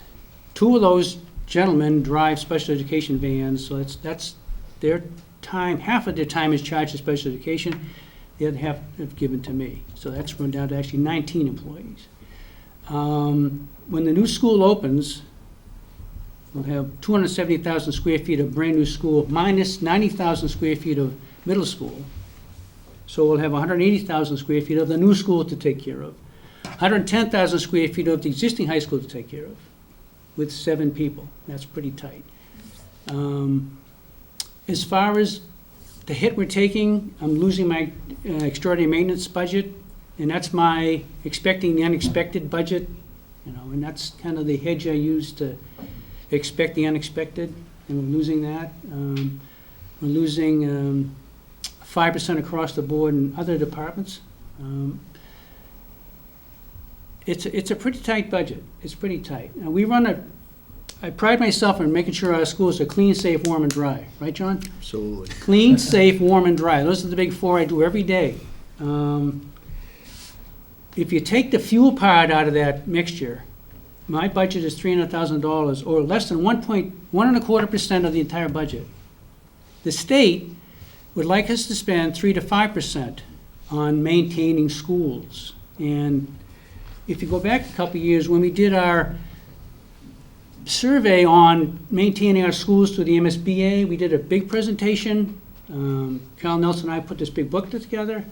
We got 1.91% out of 2%, and that equates to almost $2 million. That means we should be spending 3 to 5% of our budget on maintaining our schools, and we're not doing that right now. I'm doing more with less, and that's across the board. I'm a team player. We do more with less. Right now, I'm trying to find a way to clean the existing high school with 3 people, where we're doing it now with 4. In the new school, which will be 180,000 square feet, to clean with 4 people, and that's virtually impossible. But I'm through the transitionary process of adding more people. I'm trying to make it work for at least 1 year until we get the brand new school totally opened up, to look for any more additional staff. I understand how difficult it is with staff. Our staff should be teachers, not custodians or cleaners. But I speak for the buildings. That's my job. I feel like I need to speak for the buildings. That's my job. The buildings can't speak for themselves, but when you walk around our schools, I'm hoping they're looking good. And that means all the things going behind the scenes, watching occupancy, keeping things cool, running them tight. Mrs. Molly will, she's asking sometimes how she needs more heat, but they all, it's across the board here. It's across the board. Yeah, exactly. Put on a sweater. Don't worry, I do. We run a very tight operation. We get dedicated people. We do not waste a dime. And when I take a hit on my budget, it's going to have to come someplace. We supply all the cleaning products, the staff, the equipment, the training, buildings and grounds.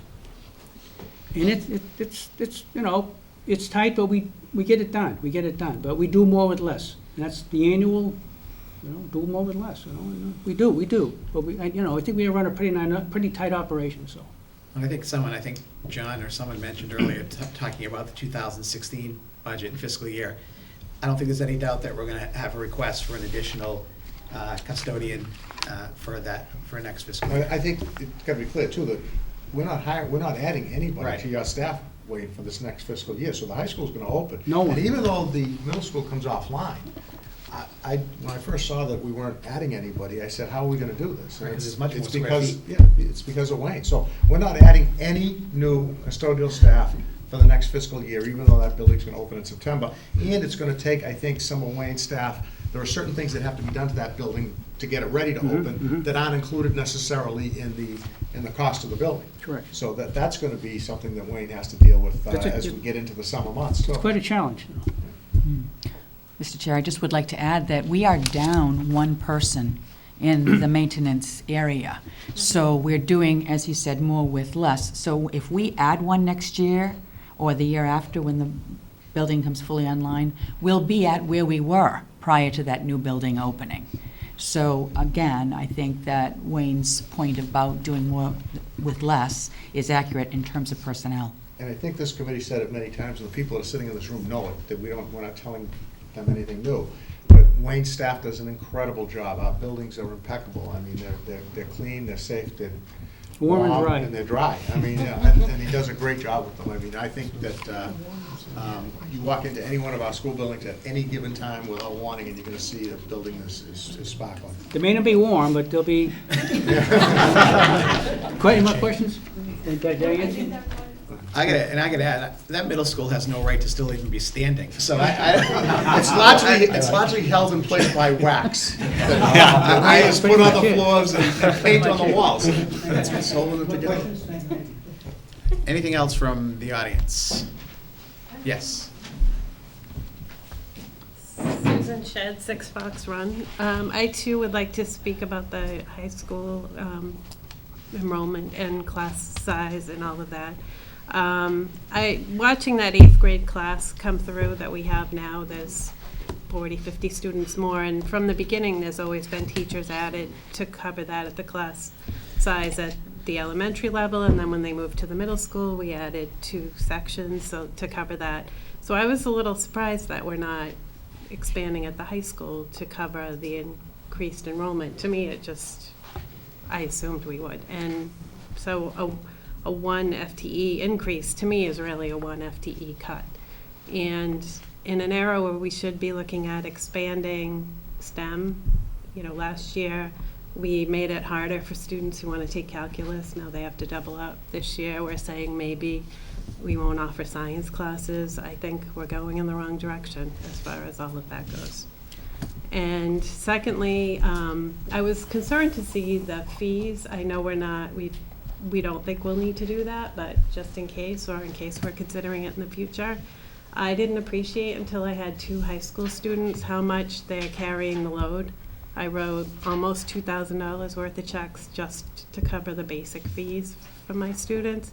I purchased, at specific request of the school, probably another $1,000 worth of $100 calculators, field trips, half uniforms that weren't provided. So, I think a lot of families, that kind of money is a lot, and that's before you buy clothing and the laptop they need to do their homework and all those things. And I think, $50 club fee, $100 athletic fee, you really have to look at the whole family cost. If you had 2 students at the high school or 3 students, you're talking $300 to $500 for a family. That's a lot of money. And I think some creativity needs to happen. Hopefully we don't need to increase fees at all, but it needs to be a little less concentrated on just the high school.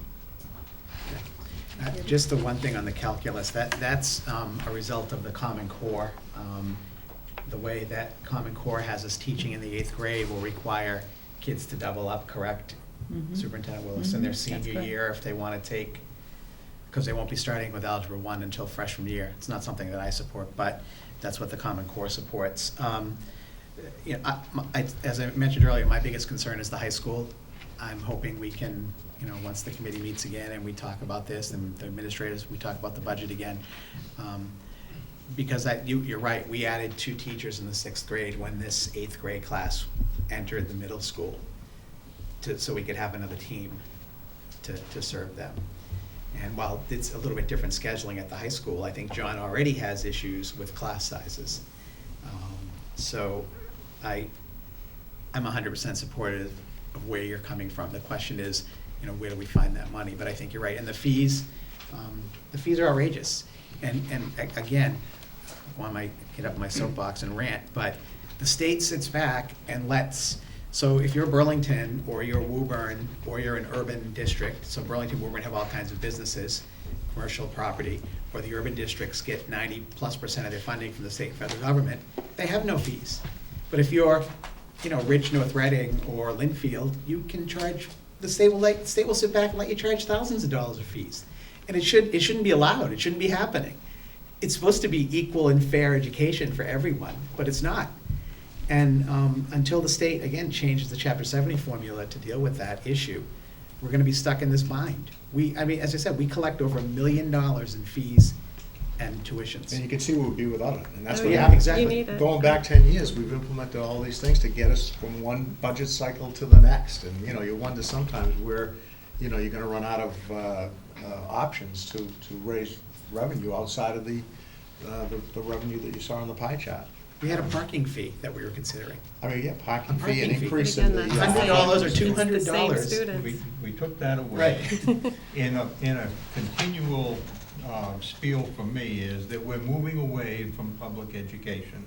What we're doing is we have a semi-public education that's sponsored by parents, sort of like a semi-private school would be. And that's just wrong. That's not the way it's supposed to be. The budget that we've presented, the budget we finally ended up with, it's not the budget any of us want. It's not the budget that we really ought to have, but it's a budget that fits within the revenue that's available. And that is a real problem, and it's a structural problem. I've said that several times over the last several years, that we earn at revenue at, or get revenue at 2.5% more than last year, plus a little growth. And we spend, for structural purposes, we spend about 4.5%. And you can only do that for just so long before you run out of other people's money. It just doesn't work.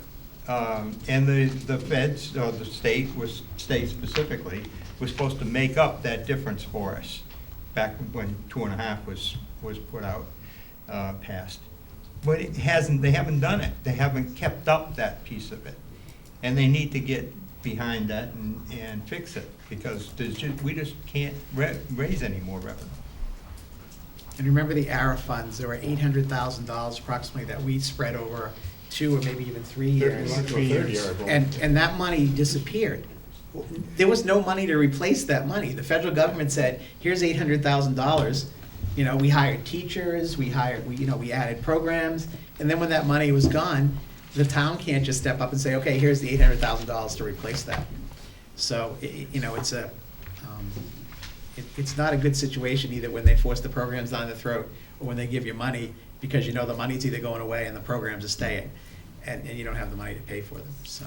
But we will take the high school issue into consideration. The whole Karen? idea is that we create programs that support all students and what they want to be doing. Not everybody wants to play a sport, not everybody wants to do any extracurricular, but we have to have a wide enough range of things for people to do so they're successful. The whole point of the system is to make sure that students are successful and they are healthy and we support their social emotional needs. So we're doing the best we can, and I keep thinking of the best we can budget, because the best we can budget is what we've got, and we're building this wonderfully new facility that's going to be amazing, and we won't be able to take advantage of it if we don't do something different. So, going back to what Cliff said to me in my first year on the committee around, sports should be part of how we fund education. There's so many things that need to be part of what public education truly is, and that model is gone. It's just not there. The structural issues are too deep. Never mind the unfunded mandates, which I dream about at night. Any other questions or comments? Yes, Jeff. Jeff Simons. Kind of picking up on something you just mentioned, Karen, that was occurring to me, especially with Wayne talking about essentially his maintenance budget essentially being flat, and the technology not decreasing, but not the increase that was originally proposed. And I'm looking at this new high school that's going on, and very soon afterwards the middle school, right after that. And I just, I know there's no more money we can bring in, but as you go back and decide how to best allocate the funds that we have, I just really wonder if that makes sense. I mean, if we're gonna, can we really take advantage of this facility that's going to be there now, and just looking at the opportunities and, you know, technology and watching the wiring going in, and the theater and the distance learning lab, and you know, the art classes that'll come online the next year when the middle school gets rehabbed. And I just really wonder if it makes sense to have this great physical facility, but then not have people that are perhaps trained on how to run all that technology or keep it maintained or get the best use out of the facilities. So that'd be my comment is you know, we've got unbelievable opportunity with that gorgeous building, but I understand the tension between class size and all these other things, but then looking at, you know, flat to decreasing, you know, operating expense budgets and all these other things I mentioned, you know, I just wonder if we're just not going to be able to make use of it as well as we should. I'll let Kathy and Patrick address that. I don't know, Kathy, if you, I mean, I'll say I'm confident that we'll use it to the best of our abilities based on the budget, but I don't think we're going to use it probably to the extent we could use it if we had more funds. So. Sure. I'd like to start by saying that we're already talking about the professional development that will be put in place to train our teachers to be able to access the technology that will be available to them in that new building for next year. So that planning has already started. Could we use more funds for professional development? I think that's already been addressed, so the answer is yes there. But in terms of the professional development provided to teachers so that they're ready to use the technology, that's already being planned. As far as making sure that we have the maintenance staff, I think I already mentioned that we must include for the FY16 budget an additional person. Wayne and Michael have had conversations about, are we going to be able to adequately do what we need to do for next year? And I know these people will do the best that they can with the resources that are available to them. But at some point in time, which is when the full new building is open, we will need to have another person. And I've said this before, and I'll say it again, we cannot keep kicking the can down the road. I realize there's only so much revenue to go around. But again, we have to be thinking about, we have this beautiful new facility that's coming on board, and the last thing we're going to do is not maximize the opportunities that will be available to our students. And that includes a safe, warm, clean, and dry environment. Thank you. About a week ago, I read a report that was done by a group representing industry and business in Massachusetts. And the goal of that report was to try to assess what needed to happen to move us from where we are today to best in the world in the next 10 years. Actually, it was from 2020 to 2030 time period. And as I read through the findings of that report and the recommendations, what they talked about doing, we have kind of built into our system, and for the most part, it's where we're going. We're not fully there, nobody is, but we're going in the right direction. And as I thought about the new buildings and thought about how those are arranged and what kind of things are incorporated in the building, we're doing all the right things right now. The one thing that we're not doing, and they stressed it throughout the report, was we're not doing enough of the professional development. And they emphasized how much of that is important, how important that is to keep your teachers out on the leading edge. And that was really a key element. And that area, I know where we are. I know that we're working hard to try to do as much as we can with what we've got, but we're not meeting that bar. That's one that we're falling behind on. As I said earlier, we're at the revenue that we have, and we spread it around, thanks to the finance planning team, we spread it around in town as best it could be done. I'm convinced of that. But we just don't have enough money to do what we need to do, and we need to find a way to convince people at the state level that they need to do more for us. Most folks here have heard me talk about the ratio of people to students, and in North Reading, we have a lot of students for the number of people. It's like 3 times as many as Saugus has, as an example. If we had 1/3 of the students, we'd have all kinds of money to deal with. We wouldn't have a problem at all, but there's no accounting for that at the state level in Chapter 70. The other thing that is in Chapter 70 is one of the factors. They look at how wealthy a town we are, and we have all of this revenue that they get from income, and we have a tax base in the property tax. And I look at that and I say, well, why are they bothering with the part where people's earnings are there? We don't have any access to that. Right. That's ridiculous. It's irrelevant as far as Chapter 70 is concerned. But they factor that in and look at that.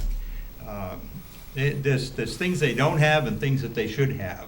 And my recollection is that there's some effort on study group trying to sort out a better way to deal with Chapter 70, but it's a ways off, and then it has to get passed through the legislature and the governor. But we have a predicament. We are, for all the time, the 6 years that I've been on this committee, we have always been in this tight situation. We've had expense budget level funded forever, all the way through, and this year we cut it. How can you do that? I know that in my house that would not work. Absolutely would not work. And I'm sure it wouldn't happen that way in your house either. We've got to find a way to get some more cash. And to me, that means that the state's got to put up. Patrick, did you want to address the use of making sure we're going to get the full and best use out of the high school and the middle school when it opens? Yeah. Sure, absolutely. Yeah, it's obviously a concern that Jeff raised. That's important, but we are maximizing. I echo what Wayne was saying. Maximizing the staff that we have, and maximizing the resources we have. We have. Part of what's great about our NRPS 2016 and the vision and increasing our wireless infrastructure, increasing our staffing, and also building a model classroom at the high school now, we've actually started some of that professional development now. We have examples of the board that's going to go in the classroom. We have some of our team is working on the MediaCast system. So people are already, my team has already been training for the last couple of years to be able to then go and train the trainers, so that we have a structure in place where we're going to build in some opportunities over the summer, and also those first few days back to school. We've built in professional development time, so the teachers will have an opportunity to take a series of workshops to learn about just, what is some of this new technology in my room, how do I use it. There's going to be a learning curve for some of the things, even like switching over to Windows 8 is going to be a learning curve for folks, that we want to get the devices into people's hands early. So we're going to order those devices, hopefully so that folks will have those over the summer for their own exploration, as well as offering workshops and pop-ins throughout the fall. I'm working with some of the vendors and some of the providers to provide on-site training with some of the specific devices, something as simple as the speakers and the audio system in the rooms, just having people there on site to provide those trainings. We're going to have access provided from DirecTV, and so we're working with that. So we're working with several vendors and trying to maximize, obviously, everything. We're getting these contracts for the building, including professional development built into those costs with the vendors when they're bringing in these new products. Bringing our team along, Helen and Joanne, our digital learning specialists, and really our whole team taking a piece of that to really work with our teachers and our staff. So we will be ready. We will be definitely ready when this building opens. But obviously, a digital learning coordinator can take on a whole technology training enterprise and be a leader and really get out there and provide the day-to-day. I mean, the best part of my job is when I'm observing classes or when I'm teaching. With Park, I was able to get in the room and actually do some teaching with kids and with teachers and work with that. I don't get to do that. I don't get to do what I want to do, and sometimes I have to step back. I mean, I worked in video technology. When I see teachers frustrated with that, when I see a teacher this week at the middle school told me about his experience doing an online quiz that's self-graded, we're doing it and we're making progress, but if we had the right staff and the amount of training, we could be doing this so much more. And so we will meet the need. We will be ready and prepared when the building opens. But I think it's really about good to great, like everything else that we talk about. It's where do we want to be, where our kids are, where they deserve to be, and where we are. We want to go from good to great, and that's really what we need to do. And one thing Patrick mentioned, this sounds like a small thing, but it's really cool about the new high school building, is that there are speakers embedded in the ceiling. So when you have you're showing a movie or some kind of presentation, the speakers in the ceiling will be broadcasting that sound. So it's not just some little speaker up the front coming off your computer. And that's a minor thing, but it's a major thing in that everybody will hear the same thing. It'll make lessons go more smoothly. And but that's one of the things we have to train teachers, make sure they know how to use that. Have we told you that the new school is awesome? Yeah, in case you haven't heard that. Any other questions or comments? Mr. Prisco? Just a quick question. With the upcoming opening of the new school, is there any thought on the school committee's part to look at where there is options to maybe rent out the facilities to try to create some more, just small revenues? I know it's not much, and I know it won't fix your problems, but we have this beautiful auditorium now, and we have this beautiful gym. And I see what other schools do, where they have these dance recitals, and they must be some value in it, because a lot of them do it. So I was just kind of curious. I'll actually let Michael address that. We were supposed to discuss, we're going to discuss this, I think, at our next meeting. Either Michael or Cliff or... Cliff is the chair of the, well, Cliff and Janino sit on the We're working facilities. on those prices. Things like the auditorium is $200 a shot, 4 hours. If you have a performance, it's $300, because it's going to take a little more to put it back together again. And these are proposals. Right. We haven't, Right. So we have a those are subcommittee that we're proposals. putting. We're getting ahead of ourselves here. Yeah, that's great. I was just wondering if you were thinking about it. $150 for rental of the distance learning lab. Right, we're, Right. That kind of classrooms, we're going to... Right, so we've put together, we've had a subcommittee working on this, actually getting it back to about November, where we've made a list of all the new available spaces. Everything. We've actually benchmarked about 8 to 10 other similar communities with similar buildings and that are been relatively new in the area, and we're looking at what they've been charging for rates to try to, make sure we're offering competitive rates and so forth. So it's, we're actually putting the finishing touches on it now, and we hope within the next, month or so, we'll make that full recommendation to the school committee for approval. And for $250,000, we'll name it the Mike Prisco Performing Arts Center. I just happen to have my checkbook with me, so. If you're interested or anybody else is interested. Just one comment, because I've been through the school, and it is awesome. There's been some thought, though, to where you can chain off and block things. So if you are renting out the cafeteria, not the cafeteria, but the auditorium, so the kids aren't running through the school. There's been some thought to that? Yeah. Because I haven't noticed any of those. I think the design of the new building addresses that. All the common areas are sort of in the same area, and they can be, the academic wings in both middle school and high school can be blocked off. Right. We That's have, great. that's the design. That's good. Yeah. Thank you. Thanks, Mike. Mr. Masseri? I just want to make a couple comments. Certainly, this is an all that we have budget, and I would like to commend the school administration and staff for making the best of it. Now, what can we do? I think Cliff Bowers has talked about a lot of things associated with, where do we go from here?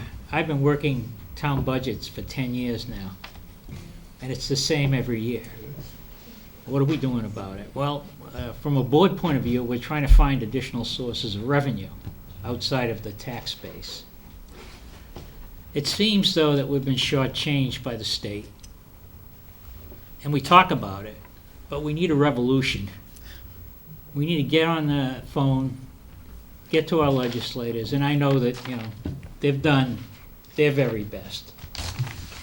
But there's this school Teachers Association, Mass State Association. People have to start to hammer and start to get our legislature to put more emphasis on our education. They can create mandates just like this. They're really But good when at it comes to funding them, they give nothing. And it's a systemic problem. We've agreed on this years and years ago. It's the same every year. And I think what you heard tonight, everybody, is that we constantly find little pockets of money, that we use once and then it's gone. And we've managed to squeeze through and, just get to a minimal acceptable budget. And this goes through on the town side too. It's not just the school side. And, I think that, again, we've got to get out and make noise across the board. Because raising taxes, at least now while the citizens of North Reading are paying for a brand-new high school, isn't going to happen. High school, middle school. So thank you. We've already paid a year. We've already paid a year off on the school. I just want to remind everyone. Cliff? We're almost there. 24 to go. 5 years ago, I proposed to the governor that he increase the sales tax by 1% and distribute all of that dedicated across the board to every student. Just take the total number of students, total number of dollars, divide it, and ship it to the communities. And, I never got an answer back. He called security. A year or two later, he increased the budget, increased the sales tax by 1.25%, and I never saw a talk out of it. You gotta be careful where you ask and how you ask, I guess. Any other comments or questions? What on the committee? Do you have any more questions, Karen? Or? I always have comments in my head, but I might keep them to myself because they've already been uttered. If you don't mind, Mr. Chair, I just want to take this opportunity to thank Mr. Delaney, who's sitting out there in the audience. Mr. Delaney is not running for re-election. He's been a member of the Board of Selectmen for 6 years, and he's been a tremendous friend to the school department. Not only as a member of the finance planning team, but also as a member of the secondary school building committee. He's been one of the driving forces on that committee. So we're going to miss Sean, and Sean, on behalf of the school committee, we want to thank you for all your efforts.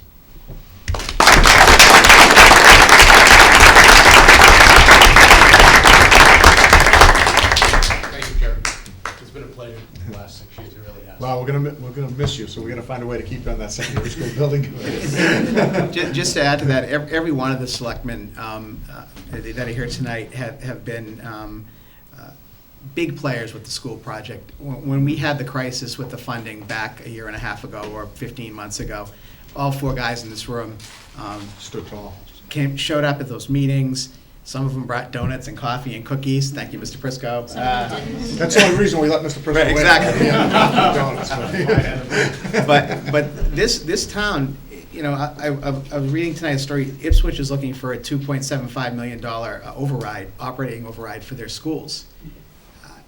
This town, the cooperation doesn't exist in most towns. And the school committee getting along with the selectmen and the finance committee and the town administration and the school administration getting along, it doesn't happen in a lot of towns.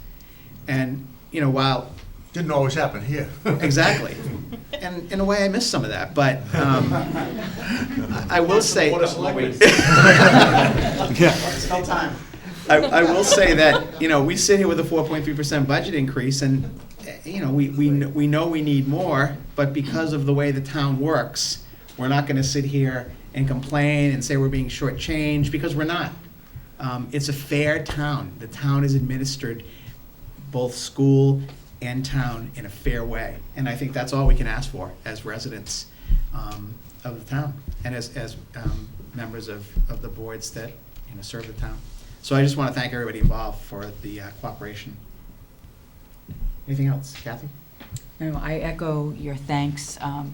I have said many times when I speak to my colleagues in other towns, they have no idea what I'm talking about when I talk about the finance planning team. Many of them are no longer working as superintendents because it was so acrimonious. So I find that I am very pleased and proud to be able to work in such a collaborative environment as we work with difficult numbers, making difficult choices. But at the end of the day, I truly believe those choices are with the students' best interest in mind. So I would like to say thank you to everyone. And so with that, we will, we'll really get grilled Thursday night. We meet with the finance committee. And I see Don and Abby, they've got about 1 million questions they're gonna grill us with. Exactly. I should have included, you're right, we didn't include the finance. We take your challenge. And then we will vote on the budget on April 28th. So there's time for discussion between now and the 28th. We can look at high school issues, we can look at staffing issues, we can look at all the issues that have been discussed tonight. And then there will be a budget recommended and voted on the 28th. So with that, I will adjourn the public hearing. Thank you for attending.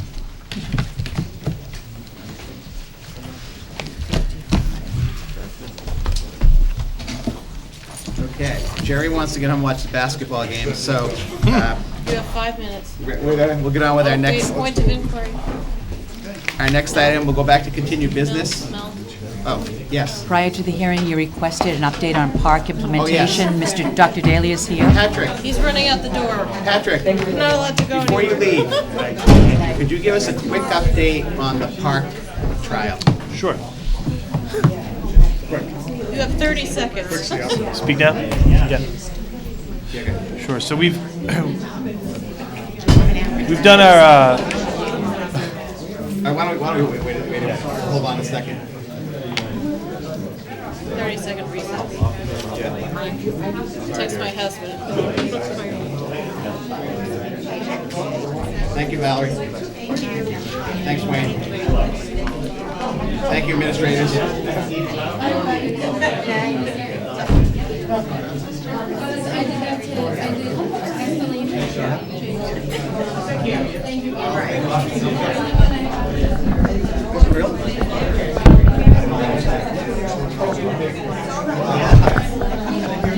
But this, it's Jeff, it's Diaz. Thank you. Thank you, Mike. We really know how to clear a room. Okay, Patrick. So we did our, as I mentioned at the last meeting, we did our trial with students. We started, we did the hands-on park test. If you go to the website, I can show you, but on our main district website, there's a piece where parents can also view a little bit more information about park, about our trial, about our test. Our schedule is there. And there are also the opportunity, if someone wants to see what the test looks like or what the trial looks like that the students took, I have to give a lot of credit to the students. As I mentioned earlier, I got to teach the introduction course. It was wonderful watching our students learning that they're so bright. They had such great questions. Frustrating a little bit because the test was designed 3 to 5, so I did 5th grade first. When I went to the 3rd grade, some of those questions were 5th grade questions as opposed to having a differentiated exam. So we had to be very careful with the students to say, listen, this is a practice.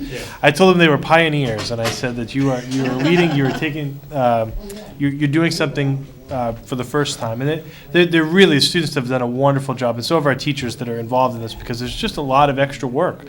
Just the learning curve alone, to learn everything that you have to do for test security, for MCAS, the teachers are used to that, but now it's all, everything you can do on paper, you have to do in a computer. So if a student needs to switch from one testing setting to another, you have to go into the computer system, remove them, add them to another room, move them down the hall, new test codes, new seal codes, there's just a lot of pieces. I do want to say we started our test of the batch. We had really wanted to test not only what worked, but also the future. Because if you're trying to do this on a larger scale, we need a lot more devices. I'll say that right now. It's more apparent than ever. Here's the example. We had a 9 o'clock start in a computer lab at the batch, 9 o'clock start in a classroom using the Chromebooks. The Chromebooks worked, the app worked, everything worked. Questions with the wireless came up, questions with this Proctor caching system. So we made the executive decision, we don't want to stress anyone out. What we're going to do is we're going to do back-to-back. We were able to do that because there were 2 classes. So we were able to go from 9 to 11 in the library, and then from 11:15 to 1:15, let's say, in the computer lab. Can't do that if there's 4 classes. Just can't do that. So with the number of devices that we have at this time, and by 4, there's 4 fifth-grade classes, that the batch has 4, at every grade level. So you cannot do it with the devices that we have now. By the second day, our infrastructure piece, the questions that we had on our end, really worked out. I'd say it was about 90% successful as far as the little pieces on our end that we had to work through. The test itself is another question. There were some quite interesting scenarios. So the students do have an opportunity to provide feedback. They were very eager to get in there and say, on this question, I was typing and it started back spacing, or I couldn't hit the space bar, and you can imagine a kid being a little bit frustrated with some of those things. I've yet to do this week on the 9th and the 10th, we're going to do this with 3rd grade. It's going to be very, very interesting to see how those students react in this situation where they're keeping, despite it being on technology, they're keeping the very high stakes environment where you can't even say to a student, click that blue button or don't click that green button. You have to be so careful in what you're allowed to say. So we've given the kids a lot of prep, a lot of confidence, a lot of talk to let them know this is an experiment, this is a trial. At this point, I'm saying we've still got a long way to go before the computerized testing is really ready. The PARC and the questions and the style, that transition, but there's a lot they need to do on their end to get those tests up so that, because this is a high stakes test. You can't have a situation where the question just isn't receiving answers. We're receiving, Kathy, 2 to 3 emails a day from Pearson, I think. With the last was 5 pages of known errors, known updates, and things to work around. The biggest of which was the logical conclusion of, first of all, understanding that just in a session and a section sounds very similar. And when you go to log out, what would happen if you log out? The common sense approach would say, I'm done with this test, I'm going to log out for the day.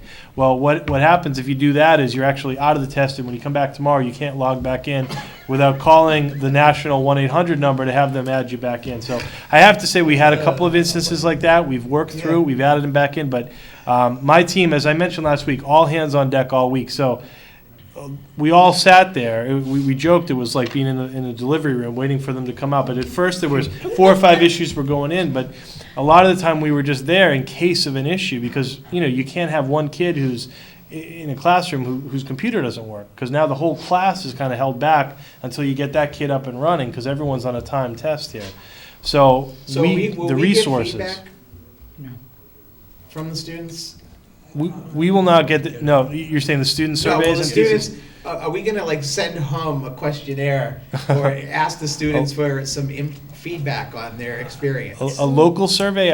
We haven't discussed that at this time. We have Because it sounds like it wasn't a great experience, and I'd just be interested. But we have no recourse. No, I know. We have no recourse. I know. But we do have we are providing, the teachers are going to do a survey, a recommended survey, and the students are doing a survey as a part of their assessment. So they're giving direct feedback on what they thought about, different experiences that they had in the environment. So, Sean, just curious, any questions, complaints, issues from parents at all, or? No, nothing. Students were fantastic. They were. But it took a lot of adult support. Dr. Daly and his staff were phenomenal in helping our teachers. If you looked at a pilot and you said one teacher was to proctor that test with all that technology and the integrity of the test, there's no way at this point that I would expect one classroom teacher to be able to proctor that exam and manage the amount of technical issues that came up on that. So it was great. Learning curve, the kids, because Dr. Daly said there were a lot of frustrating parts where they were doing answers and then go to check back on another answer, they'd come back and all their text was gone, so they were re-entering answers, and some of them weren't, you have to do it on Scratch or whatever. They were resilient. They gave their full effort. They knew at some points when they could, so they did a great job, and the parents have been great supportive. They understand where we were on not participating in the MCAS in the spring because of the amount of added sessions to them. So it's worked out very well. It'll be interesting to see how many changes they can make between the performance-based assessment and the end of the year from what they've learned from this round to when we come back in June. So we should learn a little bit more then too. Karen, do you have a question? Yeah, I just wondered what the response has been from Pearson in terms of resolving the bugs that have shown out? Have they made any mention about how they're going to implement that? They are working hard at this. Their support has been helpful. The turnaround time for these, I have not heard that, and it's different than when I click on or the commissioner's memo and I see that things are going great and they're going to the schools that have Burlington and Revere that are doing the pilots, and kids are so engaged. Well, it is exciting. There's a lot there, but yeah, these actual issues, the resolution for the logout issue was to turn your screen off, which actually makes sense, but they need to, again, this is a high stakes environment with a lot of pressure that these kids have. These kids they want to do well on the practice test. They want to do well on the third grade test, even though there's fifth grade questions on there. Our kids want to do well, and they deserve a robust computer system, and they've had a lot of good planning and a lot of good thought to design a system that's very good, lots of accommodations, but it's just not right. Like, it's going to take time for it to be there, to be at the level that it needs to be at, and also be a secure, high-stakes testing environment. So, in many industries, the testing company would have to spend some money and invest in their trials, wouldn't they, Cliff? Probably. But probably not in the education industry, I would guess. No. Or the healthcare industry. Or the healthcare industry, right. Well, at least, so the testing happened, a lot of bugs. Yeah. We were able to get most of those fixed and get them cleared up, but this was fifth graders, so now third graders, I think, will be an interesting challenge. It really, because I noticed with the practice test, it was just a different experience, just 2 years younger. It's just a totally different experience with those kids. And it's going to be very interesting to see their frustration levels, or with the typing and things like that. It'll be very, very interesting. But I do have to say, again, thank you to the teachers and students for doing it, because we're getting so much information. If this is the way we're going, it was so instrumental that we had a chance to pilot this year, just to see how it worked with our technology, what didn't work, the things that we've had to do, and again, my team's done a great job. Like I said, we were there at the little school for 4 hours this morning, and all of us have a million other things to be doing, but we needed to test every single machine there so that when those kids come in on the 9th, it's ready to go for them. And so. You said that's up on our website, the park test, if we want to look at it? I just saw it on the Android. It looked very good. There is, yeah. There's a park link right at the quick links at the district website. You go down to the bottom of the page, and it's the first thing on the left-hand side. There's an update there. There's a little video from the commissioner explaining it, and then at the bottom you can click right on the assessment. You can take the tutorials that the students actually took with some examples, opportunities to see some of the test items and what they look like. So, Great. Thank you. Thanks, Patrick. Thanks, Sean. Thank you. Okay, let's move up back to the new school update. Kathy? The last secondary school building committee meeting was held on March 25th. In terms of construction update, the wastewater treatment plant is on track, and there will be a test at the end of April. Final grading of the site is taking place with spreading loam, and the catch basin is set to elevation. Drainage work is taking place at the back of the middle school near the parking lot. The floor is down in Building A. Work in the auditorium above the ceiling is ongoing. The stage lighting has arrived, and the workers are installing wall tile in the kitchen, the locker rooms, the shower and bathrooms. They're installing the basketball hoops in the gym. The gym floor work will begin around May 1st. Main Street finishes will continue over April vacation, and the middle school wall surface will be finished at that time. The freight elevator installation is on track to be completed by the end of May. By middle school, you mean the current? Interior. It used to be exterior, now it's become an interior wall. That's Okay. the bricks. Main Street wall. Okay, Yes. that used to be the middle school. Okay. The access road to the high school at Route 62 will be closed at the start of April vacation so that intersection work can commence. And this road closure will continue through September. Abutters will be notified of the impact, and there will be a police detail assigned during the first week. An electronic sign will be located on Route 62 that notifies the community of the change. I believe it's there now. Yeah, there's a couple of them, I think. Yes. There's one going each way. Okay. And they were actually doing work today. There were surveying work There's some going on. surveying work going on, I saw that myself. In terms of the design, the focus continues to be on the finishes of the project. The installation of acoustic ceiling panels and Eno boards is underway, along with ceiling speakers that you mentioned earlier, clocks, and drinking fountains. We had one change order at that meeting that totaled $191,843.13. That was approved. And the next regular SSBC meeting will take place tomorrow night, beginning at 5:30 PM in the high school modular cafeteria. Any other questions or comments, especially from the SSBC members? Anything to add to that?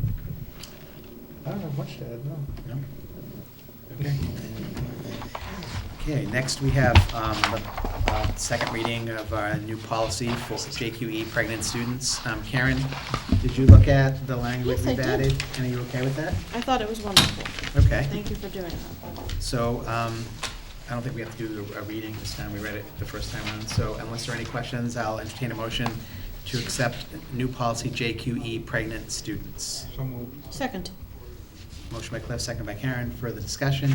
All's in favor? Aye. Opposed? Unanimous.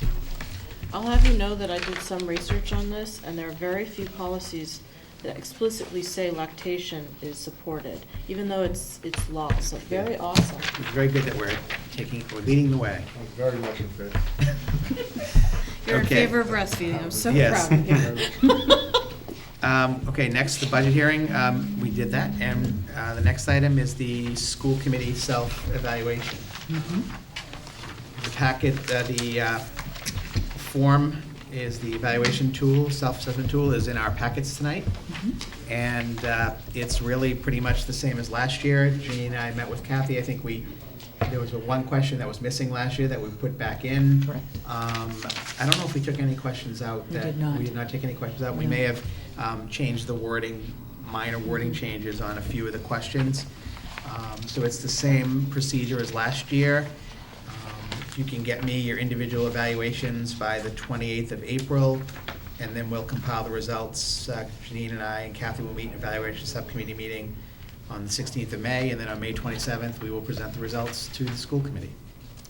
So Freda's okay with that? Okay, great. Okay, next we had no minutes. We have no budget update. We have no staffing updates. Beautiful. This is going well, Jerry. Nope, bids and Oh, donations. bids and donations. Aw. We do have a bid and donation. We have a donation to report, $1,000 to North Reading Middle School to be spent at the direction of the middle school principal. That sounds very cheeky. Yeah, it does. I like that. So I'll make a motion to accept the $1,000 donation to the North Reading Middle School with gratitude. Second. Motion by Karen, second by Cliff. Further discussion? All's in favor? Aye. Opposed? Unanimous. Okay, next, subcommittee report, policy subcommittee. Cliff? I think we're working on the policy for Building rental, use, building yes. use. And are we doing anything with social media, or I you're gonna request- meet the next? I requested a delay. Right, you're gonna meet in the next meeting with them, Yes. right? Okay, And I'm physically gonna go to your meeting, so, okay. yay. Anything else? Okay. Subcommittee, the finance planning team met, basically, focus was on the budget. Nothing else, really, just the budget. Kathy, we meet April 10th on the athletics? Yeah, we're meeting Thursday. We're meeting Thursday. Thursday? Yes. Okay.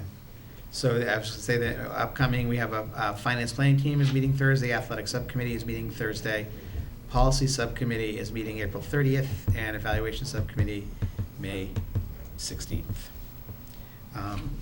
Anything for administrative report? Not tonight. And no correspondence? None at this time. Wow.